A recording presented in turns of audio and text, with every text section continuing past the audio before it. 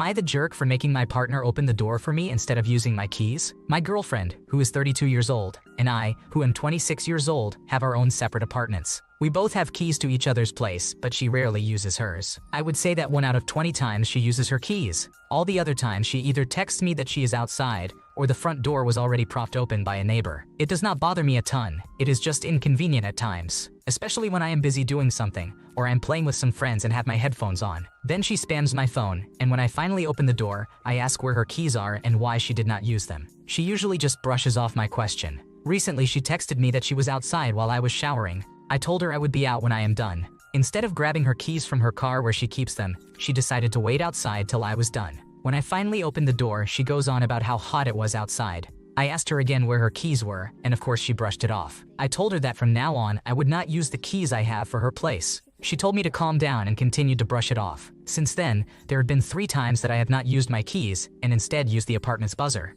The first 2 times, there was no reaction at all. The 3rd time is the reason for this post. Last night, I had to take her to the airport early in the morning, so she told me to sleep over. After getting everything I needed to get done for the day, I headed to her place and got there at around 9 p.m. Of course, like I promised, I did not use my keys. She opened the door pissed, and as I walked in she asked, "Are you serious?" I replied, "Yes." She then blew up and told me what I did was very malicious and cruel because I had my keys and intentionally did not use them to be petty. She then went on to say that if she acted as childish as I did, she would not go anywhere in life. I told her that by her logic I could think of many times where the same applies to her. We went back and forth for a while until I realized how stupid the reason for arguing was. I got the feeling we were still arguing because she wanted an apology, but I just told her that I would use my keys next time, and I got ready for bed on the couch. So Reddit, am I the asshole? You did nothing wrong here. She won't even explain why she won't use her key and just ignores the question. Then she calls you malicious and cruel when you give her a taste of her own medicine. Do you really want to be with someone who has double standards like this? Am I the jerk for kicking my sibling out of the band they started? Exactly what the title says. One of my best friends, let's call him Patrick, got kicked out of the band he started. Here's the story. Back in year 9, Patrick had the idea to start a band. We were just friends messing around with instruments, but he got us together and convinced us we could actually do something. We played in garages, at school events, and started getting small gigs around town. It was a lot of fun and some of the best times of our lives. As we grew older, the band got more serious. We had better gigs, gained more recognition, and started talking about recording an album. That's when things went south with Patrick. He was the founder of the band, but he stopped pulling his weight. He would show up later not at all for practice. He barely contributed to songwriting, and when he did, it was half-hearted. The worst part was how he treated the rest of us. He had issues with everyone in the band. He would snap at the drummer, criticize the bassist unfairly, and even go after me for bringing new ideas. We tried talking to him and offering support, but nothing changed. The tension was unbearable and started affecting our performances. It was clear to everyone, including our fans, that he was dragging us down. I made the tough decision to tell him to leave. It wasn't easy because he's a friend, but the band had to come first. I sat him down, explained it wasn't working out, and told him he needed to step away. He didn't take it well. There was a lot of yelling and accusations, but I stood my ground. The rest of the band agreed it was for the best.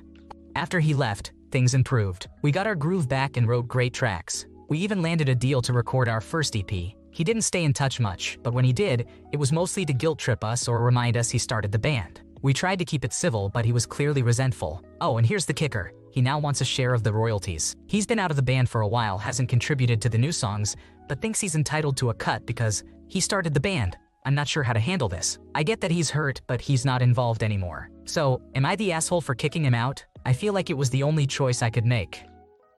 You are not the one to blame. If he wasn't in the band when the EP was made, it's unlikely he has any claim on that, but consulting someone knowledgeable about this would be wise. Despite any guilt felt, he brought this on himself with his behavior. Founding something doesn't give a free pass to act however one wants without consequences. If he believes in his abilities, starting a new band could be a way for him to prove himself. Am I the jerk for telling my parent they can't babysit anymore if they won't let my toddler eat a frozen waffle for breakfast? My fiancé has 2 children from a previous relationship, Evie, who is 4 years old, and Nikki, who is 2 years old. They live with us full-time.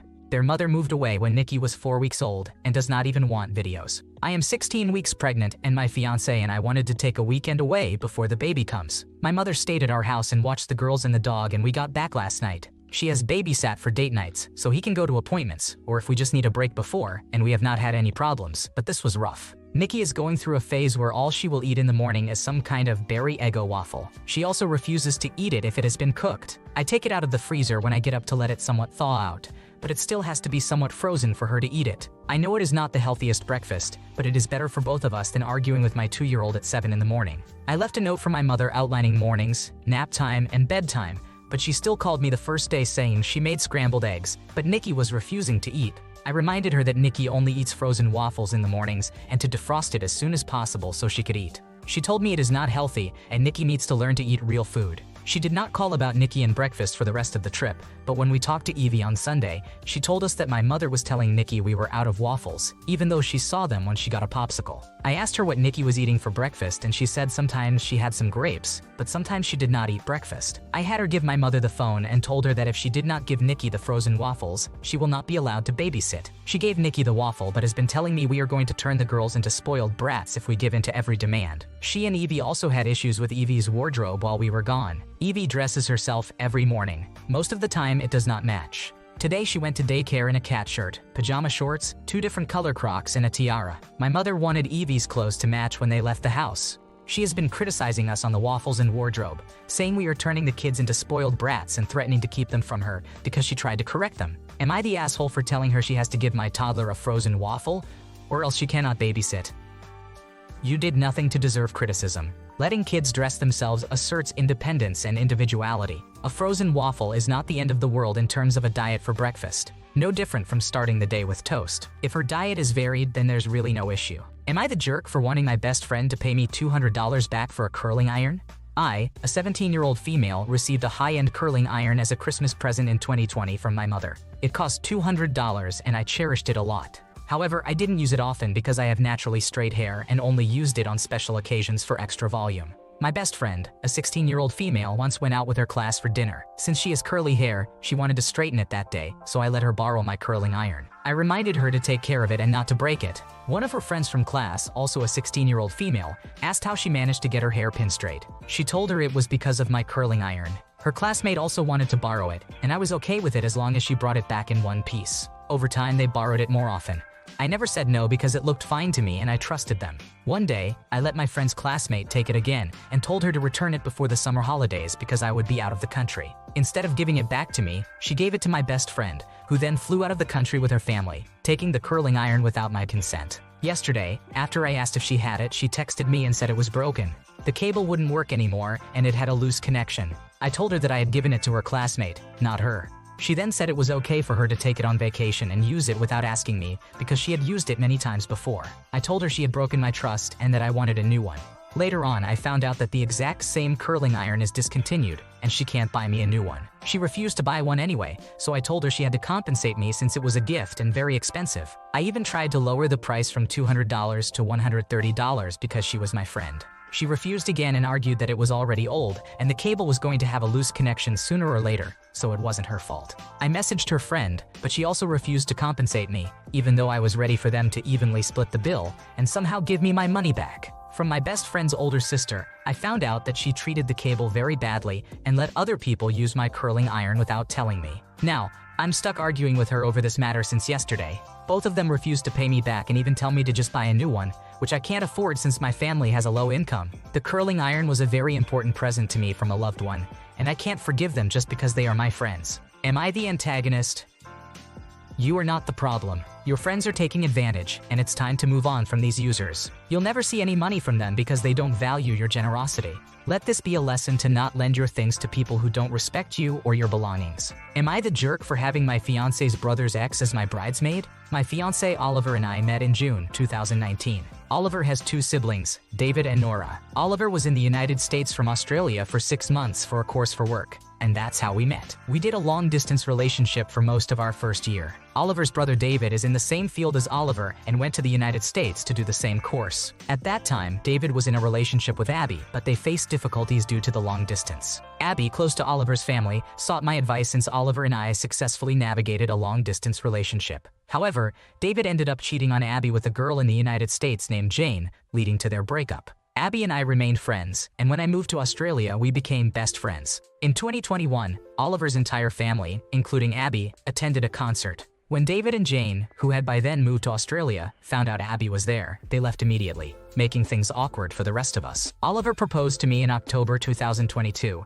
and 2 weeks later, David proposed to Jane. I was happy for them, but I felt irritated that it happened so close to our engagement. We booked our wedding venue in November 2023 for July 2025. A month later, David and Jane announced they would be getting married in August 2024. For some reason, this rubbed me the wrong way. David and Jane planned a small wedding in the United States, as Jane's grandmother couldn't travel to Australia. Since moving to Australia, Jane hasn't made any friends, and she only reaches out to Oliver's sister, Nora, not me. Jane asked Nora to be a bridesmaid, and when it came time for wedding dress shopping, she only invited Nora. One weekend, Nora mentioned that they were going shoe shopping for Jane the following weekend and suggested I join. I felt upset because Jane didn't invite me herself, and it felt last minute, so I declined. When the wedding invites went out a month before their wedding, it was addressed only to Oliver, not to me. They knew I wasn't coming because we couldn't afford for both of us to go, but I thought it would have been courteous to include me. Jane blamed this oversight on her mother, but I wasn't convinced. She sent me flowers to apologize. Now that Jane and David are married, Oliver and I are fully focused on planning our wedding.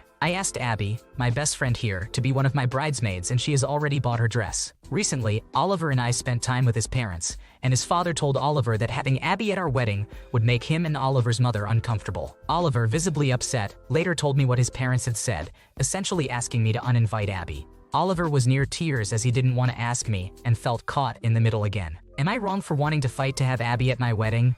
I want my fiancé to stand up for me, as I don't think it's right for his parents to ask me to remove her. You are not the bad guy in this situation. You're allowed to have your own friends, and it's not fair for your fiancé's parents to make this request, especially when you weren't around. Explain that your relationship with Abby is separate from David and Jane, and she will be present for special occasions as long as she remains a friend. If Abby is gracious enough to support you on your special day despite what David put her through, then your in-laws can keep it together for one day. Am I the jerk if I warn my cousin about my family's demands for her wedding? My cousin, who is 31 years old, is getting married next June, and we are all really excited for her. I am 30 years old and privileged to be one of her bridesmaids. She is doing everything DIY, so we, the bridesmaids and her parents, are helping as much as we can to make sure she gets the wedding she has always dreamed of. With around 10 months to go, my family and I are looking at our budgets for the event. My mother, who is 55 years old, is making a lot of demands for her and my younger siblings, who are 25 years old, 18 years old, and 16 years old. She wants to make sure they have at least 4 rooms together at the accommodation, which is a barn that fits 30 people and a cottage that fits 4. And she is asking me to push my cousin into making sure they get priority. We are coming from further away. My family is around 150 miles away, and my partner and I are around 250 miles away in the opposite direction. However, we are not the only ones coming from that kind of distance, as her father's side also has to travel. My mother's words to me were, "We better get 4 rooms together and not end up with the leftovers and forgotten about. It's all right for you, you're staying at the venue." I am staying at the venue the night before so I can get ready with the rest of the bridal party the morning of, but I will also be in accommodation after the wedding. My mother has also asked me to make sure my sister has a +1 for her best friend, who is also joining them for a mini holiday after the wedding. She hasn't asked the bride directly for a +1, she just expects it. My worry with this request is that when I got married, said +1 and another friend came to my wedding and were drinking alcohol out of the boot of a car at my hotel venue, which I didn't know about until afterward. There was a bar, but they were underage and got absolutely drunk. I know that my cousin is keeping numbers small to keep costs down, so I don't know whether I should warn her that my family expects these things when she has enough to worry about with planning the wedding itself. My priority is my cousin and making her happy for her day. My family and I are not that close. They only ever talk to me when they want something. They were similar to this for my wedding, and when I said no, things got heated, but that's a story for another day. My partner and I don't mind where we stay as long as it's somewhere. It's just my mother expecting the best because she is aunt to the bride. If anyone asks why my sister is also not a bridesmaid, I'm not entirely sure, but the other bridesmaids are my cousin's best friend and her own daughter. We've been close since we were children, and she was a bridesmaid for me. I am now divorced for different reasons, and my mother was like this then. I also asked the bride for my new partner to be my +1 before the save the dates went out.